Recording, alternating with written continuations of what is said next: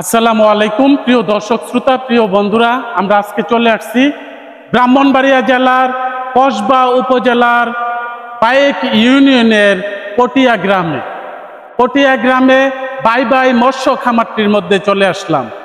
আমাদের ব্রাহ্মণবাড়িয়া জেলার পূর্ব দক্ষিণ অঞ্চলের যে ফিশারিগুলি রয়েছে, কয়েকদিন আগে একাধারে আমাদের বাংলাদেশে ভারী বৃষ্টি হওয়ার কারণে হঠাৎ রাতের আধারে পার্শ্ববর্তী দেশ ইন্ডিয়া থেকে নেমে আসা পানি বাংলাদেশ ব্রাহ্মণবাড়িয়া জেলার পূর্ব দক্ষিণ অঞ্চলগুলি প্রায় তলিয়ে যায়।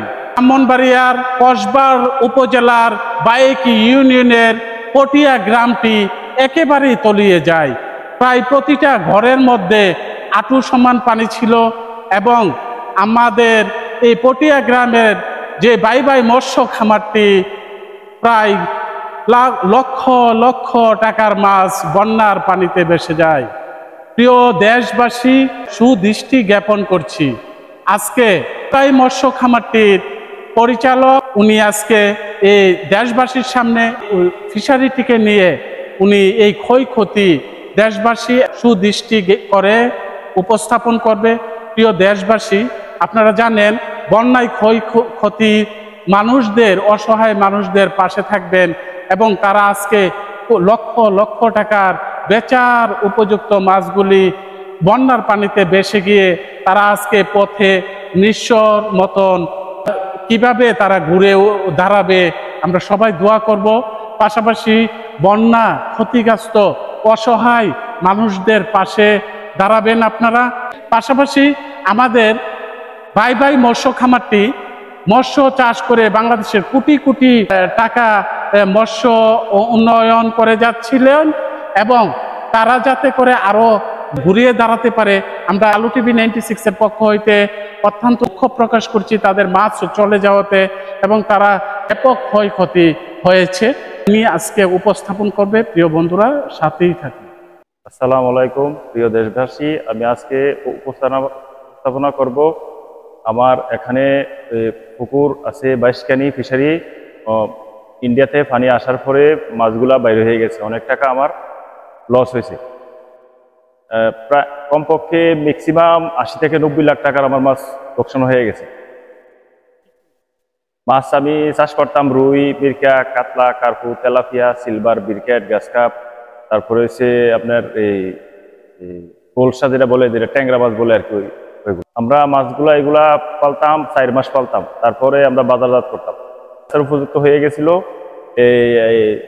এই বন্যা আসার আগে 1 সপ্তাহ পরে আমরা বিক্রি করা উপযুক্ত ছিল আর কি। আমরা ছোট থেকে আমরা এই মাছটা আমরা প্রথম বাচ্চা নিয়ে আসি যশোর থেকে, নিয়ে আসার পরে তারপরে এগুলো আমরা ছোট ছোট পুকুর আছে ওইগুলা নার্সিং করার পরে আমরা পুকুরে ছাড়ি আর কি।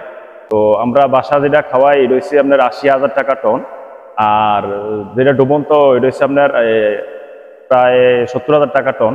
এখন বর্তমানে খাবারের যে দাম, না খাবারের দাম অনেক বেশি, ঠিক আছে। এখন সরকারের কাছে দৃষ্টি আকর্ষণ করে বলতেছি যে খাবারের দামটা একটু কমিয়ে আনার জন্য।